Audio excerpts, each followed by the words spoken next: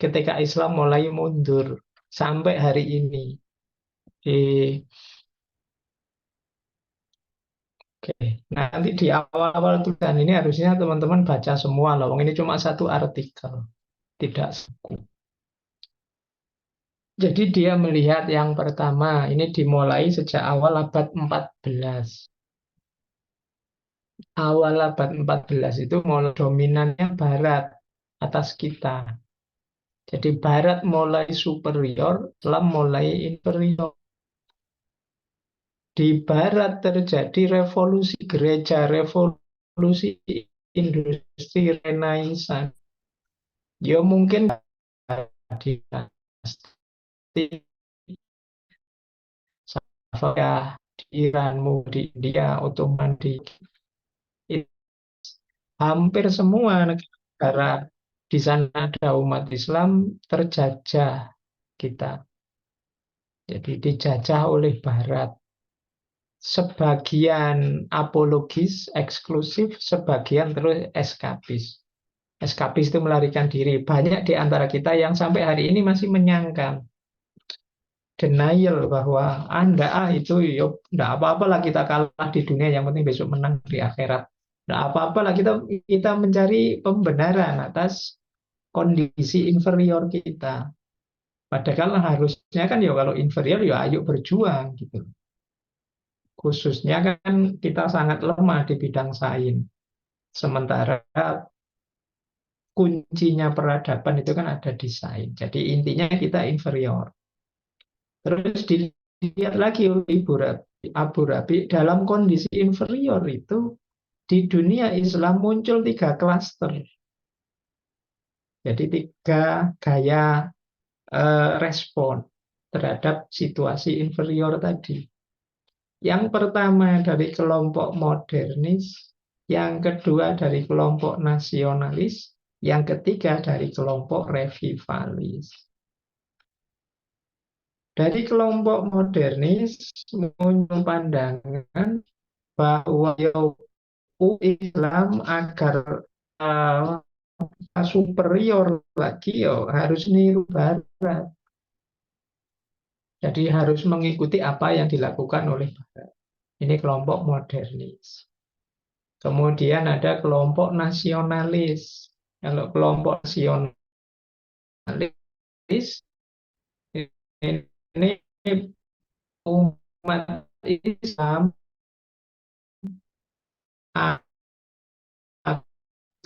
agar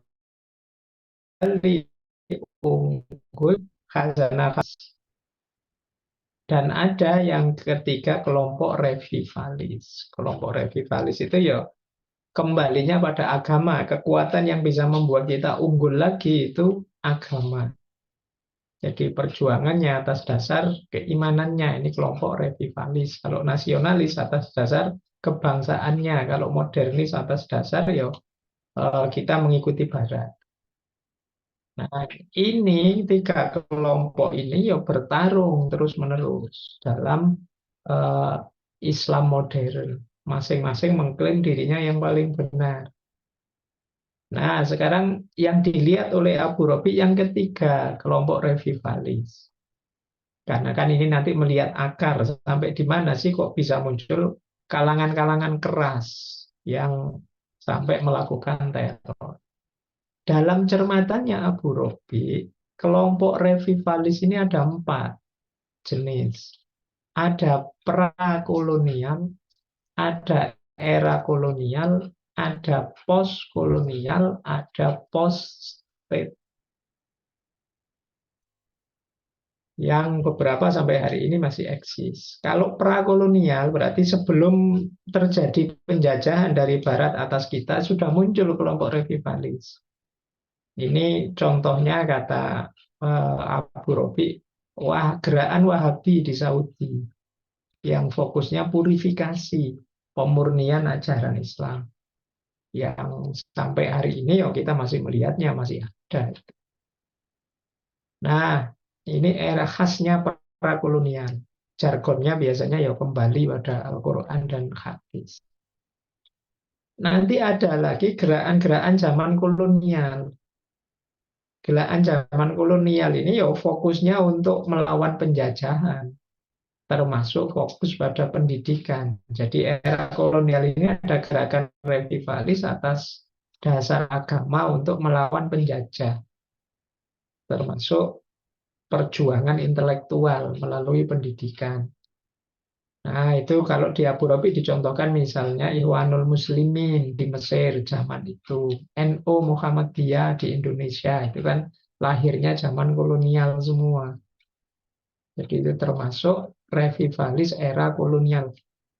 Nah, setelah merdeka dari penjajahan, muncul lagi gerakan post-kolonial.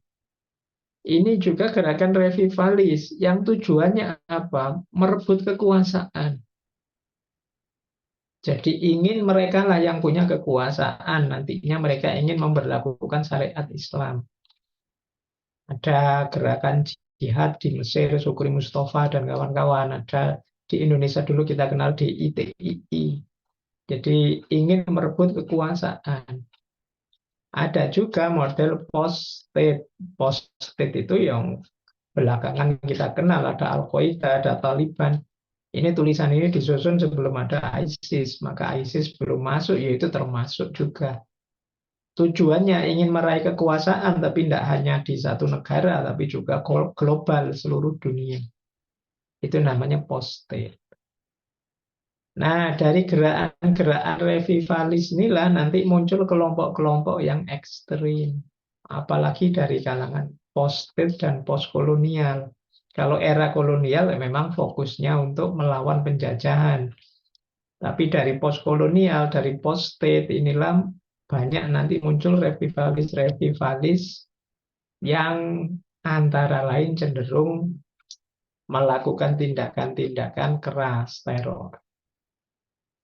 Ulamanya juga begitu, elit-elit intelektual Islamnya juga macam-macam. Kalau di Abu Dhabi ada elit politik modern, ada elit intelektual sekuler, ada kelompok Islamisme, ada kelompok Islamikisme. Kalau elit politik modern itu ya fokusnya gimana caranya dia dapat kekuasaan gitu saja. Itu elit politik modern. Ini murni politik. Kalau memang perlu agama, ya agama dipakai. Kalau perlu budaya, ya budaya dipakai. Ini elit politik modern. Orientasinya murni kekuasaan. Jadi yang penting saya berkuasa. Nggak apa-apa lah kalau perlu agama, ya agama di bawah. Kalau perlu budaya nasional, ya nation di bawah. Ini khas elit politik modern. Nanti ada elit intelektual sekuler yang tadi kalian sebut. Elit intelektual sekuler itu cirinya tidak mau melibatkan agama. Agama biar urusan privat saja, urusan masing-masing orang. Masuk ke dunia politik ya kita berpolitik secara rasional. Kebangsaan biasanya dipakai. Jadi kelompok intelektual sekuler ini ya nasionalis, kelompok Marxis, kelompok liberal itu ada di yang kedua. Nah, ada lagi elit ketiga yaitu kelompok Islamisme. Jadi yang ini mengupayakan agar Islam kembali berkuasa secara formal. Itu Islamisme. Nanti ada kelompok Islamikisme. Islamikisme itu bagaimana caranya meskipun tidak berkuasa secara formal, nilai-nilai keislaman diterima, diadopsi dalam tata hidup bernegara, berbangsa. Ini kelompok Islamikisme. Jadi elit intelektual pun ada 4 jenisnya. Ya, seperti teman-teman ini yang sekarang ngambil S3 ini coba dicek kalian ada di mana. Dari cara ngomongnya nanti kelihatan. Apakah kalian elit politik modern ataukah intelektual yang sekuler ataukah kelompok Islamisme atau Islamikisme.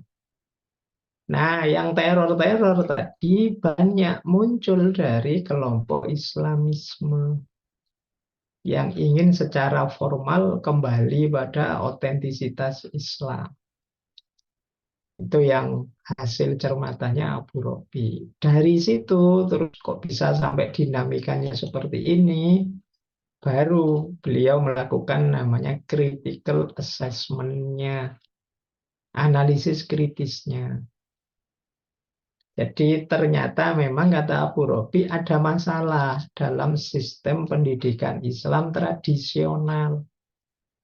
Jadi apa masalahnya? Yang pertama, status quo tidak berkembang. Jadi kita terlalu membanggakan sistem lama. Kita tidak mau berubah. Pokoknya ini dulu sudah bagus kok, harus kayak gini terus.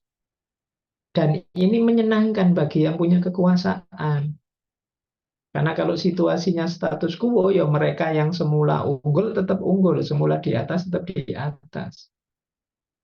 Kadang-kadang memang sengaja oleh yang punya kekuasaan dipertahankan status quo ini. Jangan terlalu kreatif dunia pendidikan ini, karena khawatirnya nanti mengkacaukan kekuasaan mereka. Jadi secara sengaja dibikin status quo. Ya kayak tadi loh, ya, sebenarnya semua umat Islam ya tahu kalau Al-Quran itu ndak hanya sekedar dihafalkan. Tapi terus ndak apa-apa wis kalau ada yang ingin fokus menghafalkan saja, difasilitasi, diperbanyak. Nah, ini bukan berarti keliru atau jelek, tapi apakah tidak ada sistem yang lebih berkembang, lebih kreatif dibandingkan itu? Misalnya gimana caranya nilai-nilai Al-Quran, pemaknaan Al-Quran, pemahaman Al-Quran juga dirambah, tidak sekedar dihafalkan. Itu yang jadi kritiknya Abu Robi. Jadi ada elit politik, elit agama tertentu yang memang ingin status quo. Biar posisi yang sekarang unggul bisa tetap unggul. Jadi pengembangan-pengembangan kreatif dalam dunia pendidikan sering tidak muncul. Kemudian studi keislaman hari ini sebagian besar hanya fokus pada teks. Jarang menyentuh problem-problem real sosial politik. Kalau ada orang menyentuh problem sosial politik, ini rasanya ini bukan agama. Agama itu orientasi ikhlas, lillahi ta'ala. Agama itu bagaimana kita jadi orang baik, nanti masuk surga, dan lain sebagainya. Fokusnya ke situ.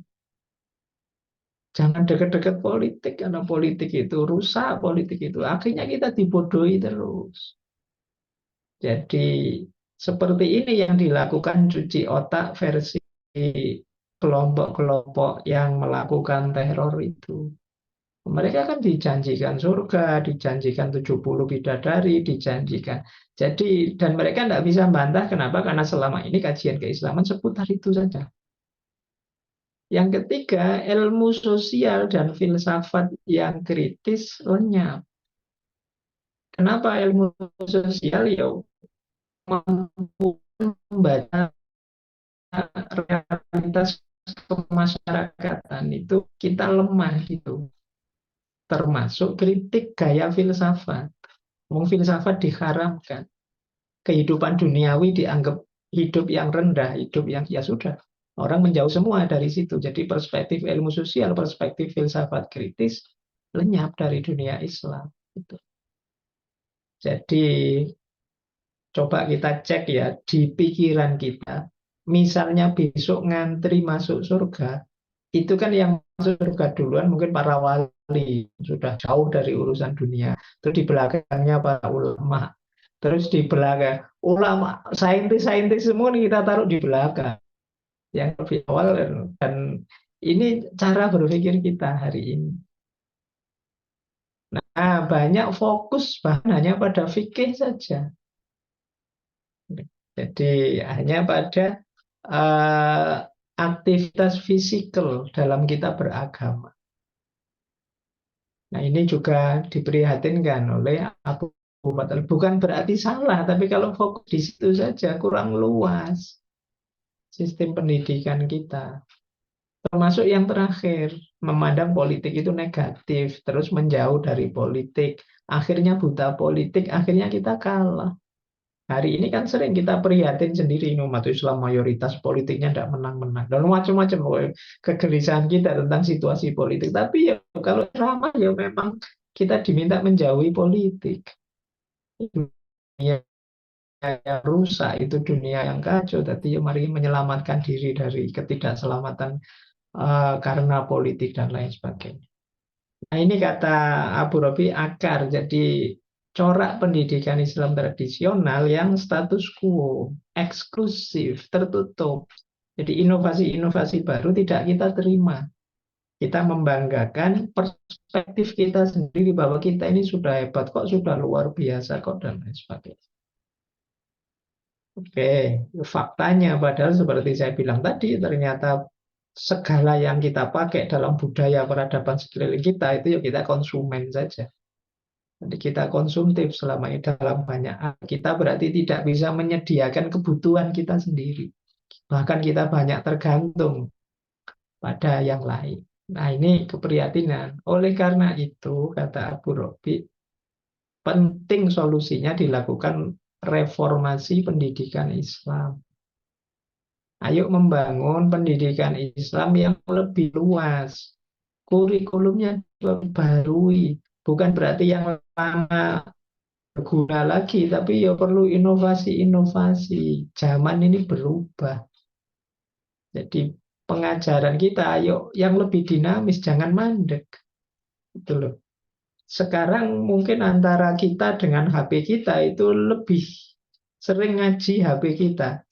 Lebih fasih HP kita juga ngajinya. Padahal HP kita itu ciptaannya mereka, orang Yahudi, orang jadi yang non-Muslim. Jangan-jangan HP-nya masuk surga, kita malah enggak. Nah, kita tidak pernah berpikir sejauh itu. Situasinya sekarang berubah drastis. Kalau pendidikan kita status quo, ya kita pontang-panting nanti merespon zaman ini. Lagi-lagi ya karena kita hanya konsumen, pasti kita akan disetir oleh para produsen. Kita tidak berdaya, Pak. Ya seperti kemarin kita mau boikot saja terus mikir bolak-balik lah, terus gimana? Saya butuh ini, butuh itu, mau diboikot gimana? Begitu dibilang lah Facebook Yahudi loh ya, Twitter Yahudi juga, ini Yahudi, kita tolak-tolak sudah. Karena kita bukan produsen, kita konsumen dan kita tidak bisa produksi hal yang sama. Nah, itu yang pertama. Yang kedua, umat Islam sulit sekali membedakan antara Islam dan Islamic thought, kata Abu Robi.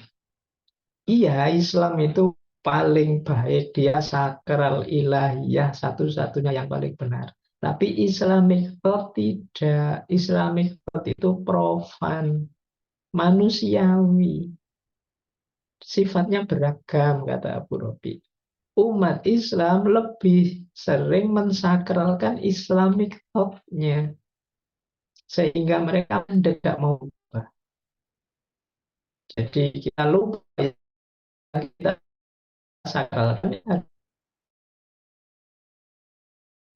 tapi yang Islamnya, pemahaman kita terhadap Islam. Kalau Islam pasti benar, tunggal. Tapi pemahaman kita terhadap Islam tidak. Buktinya satu ayat bisa ada banyak tafsir. Kita memahami ya sesuai sejangkau pemahaman kita. Ini yang menyulitkan pengembangan pendidikan karena orang tidak bisa membedakan mana Islam, mana Islamic thought. Jadi kalau ada orang mengkritik Islamic thought, kita merasa dia mengkritik Islam. Sehingga terus tiba-tiba kita tutup pintunya, tidak menerima kritik. Ya akhirnya mandek keilmuan kita. Jadi tertutup sudah. Para teroris itu juga begitu akhirnya pemahaman mereka terhadap yo ini yang paling benar. Akhirnya terjadi banyak tragedi kemanusiaan karena mereka menyamakan Islamic thought dan Islam. Padahal itu mungkin salah satu pemahaman saja yang mungkin harus digali lebih dalam ketepatan kesesuaiannya. Tapi karena dianggap sama-sama sakralnya, ya sudah. Semuanya mensakralkan pikirannya sendiri. Yang ketiga, kata Abu Robi, penting kita mengubah persepsi kita tentang nas. Jadi bukan kok terus tidak setuju Al-Quran atau menganggap Al-Quran bisa salah, tidak begitu. Nas itu mari kita pahami sifatnya dialektis. Dia hadir berhubungan dengan realitas sosio-historis di sekelilingnya. Maka ketika kita mau menggunakan nas, menerapkan nas, memahami nas, jangan lupa aspek dialektisnya. Ini yang sisi hermeneutiknya teks yang kemarin-kemarin banyak dibahas oleh Pak Amin. Nas itu bukan barang mati, dia berdialog dengan realitasnya. Ada aspek sosio-historis di baliknya. Sehingga perubahan zaman ya mengimplikasikan kita harus memaknai lebih dalam ketika menyesuaikan dengan zaman kita. Zaman Nabi seperti apa, zaman kita berubah seperti apa. Nah, iya nasnya tetap kita pakai, tapi pertimbangan kesesuaian dengan realitas juga perlu kita baca. Disitulah nanti ketemu misi besar Al-Quran yang kita sebut soleh likuli zaman wa makan. Sesuai di segala ruang dan waktu. Dengan cara apa? Yuk kita lihat dialektikanya dengan kehidupan kita. Nah, yang terakhir sarannya Abu Robi, ayo menghapus kesaling curigaan antara ilmu dan agama. Jadi karena ada dikotomi ini di dunia Islam sering sekali terjadi saling merendahkan, saling curiga. Yang ilmu umum menganggap ilmu agama itu ilmu yang tidak ada gunanya, itu bukan ilmu, itu keimanan itu. Sementara yang belajar ilmu agama menganggap ala ilmu umum itu tidak penting, yang penting agama ini. Dunia akhirat, kalau ilmu umum kan ngurus dunia saja, hidup ini ya hakikatnya Tuhan akhirat. Jadi karena saling merendahkan, akhirnya tidak bisa berdialog. Padahal mungkin ya kaum beragama pun perlu wawasan-wawasan ilmiah, keilmuan, dan lain sebagainya. Jadi di tulisan itu inilah solusi yang ditawarkan oleh Abu Robi. Jadi selain beliau melihat akar masalahnya ada di sistem pendidikan yang tidak di-upgrade, juga beliau menawarkan kalau begitu ya solusinya upgrade, kita reform. Ayo direformasi pendidikan Islam ini secara lebih eh, kontekstual sesuai dengan situasi hari ini. Itulah critical assessment-nya seorang Abu Robi. Jadi setelah beliau melihat akar masalahnya dalam sejarah, terus beliau menemukan akarnya ini ada di model pendidikannya. Dan beliau menawarkan solusi-solusi tadi. Itulah inti dari tulisannya Abu Robi. Baik, silahkan kalau ada yang mau komentari, masa ada waktu 10 menit lah, boleh.